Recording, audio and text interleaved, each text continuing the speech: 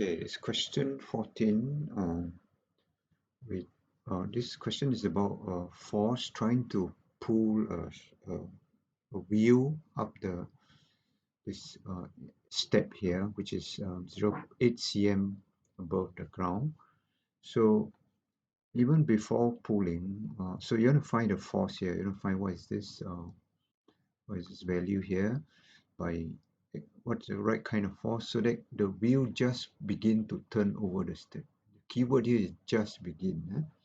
So see what's the meaning of just begin here. So for a start, we look at the number of forces acting on the wheel. Naturally, there's a weight here, mg, and then it's resting on the ground here, so it's a normal reaction. And at the edge here, there's also a force pushing in, right, from the corner at the edge. And let me just call this R here. Right, so there are actually about four forces. So when you start to apply the force F, this thing tend to try to lift up the step here. So when it's about just to begin to turn over, means it loses contact. Just begin to turn over means it loses contact with the ground. So it means n equals 0. So we can therefore at this instant here ignore this force no more n at this instant. And if it is just about to turn over, assuming the acceleration is 0, more or less close to 0, then you can take this whole thing to be in equilibrium.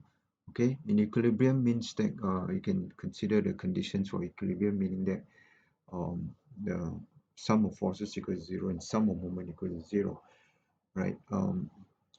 The we are going to look at because there are two unknown here, this force and this R here, so we have to use the right conditions so that we don't have the working don't have to be so complicated. So what we try to do now usually is we will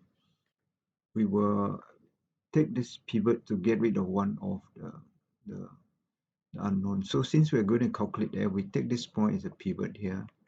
When we take this point as a pivot, you don't really need to know about this R anymore, because the R will naturally become irrelevant because it doesn't contribute to any moment about the pivot here. Okay, so if we write down, so initially we started with four forces acting on this wheel. Now after taking into condition situation where it's just about to turn over and taking the pivot about R, we don't have to worry about the N and the we don't have to worry about N and worry about the R anymore. So the problem is just take the pivot about this point here. So you just need to know this distance here, which is this distance, which is from top to bottom is 50 cm. The radius is 25, so it's 50 minus 8 cm. Okay, so about this pivot here, the F will produce a clockwise moment of F times 50 minus 8 cm. And then the weight will produce an anti-clockwise moment about this point here. So weight will produce an anti-clockwise moment about, if I call this distance here I call this D, then this will be the moment produced by mg. Okay, so how do I calculate D? It's not too difficult here. Let's magnify this part here. This is center, this is the edge here.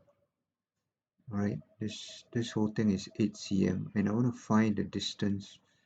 This is 8 cm. So this whole thing is radius. This is 25 cm. This is 25 cm. It's a circle, right? So I want to find this distance. This distance d. Okay.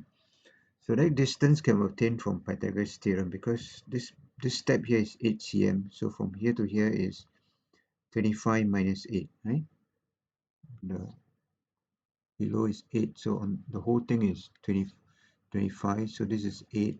So this is 25 minus 8.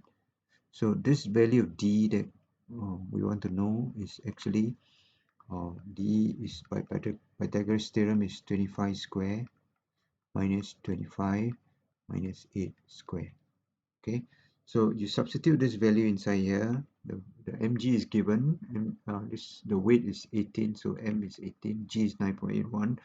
So from here you can simply substitute the numbers and you obtain uh, from the calculator you should get 77 Newton, the force needed to pull this wheel over the step, just enough to pull at the instant just to lift off the lower part from the ground. Okay, so that's the end of this tutorial.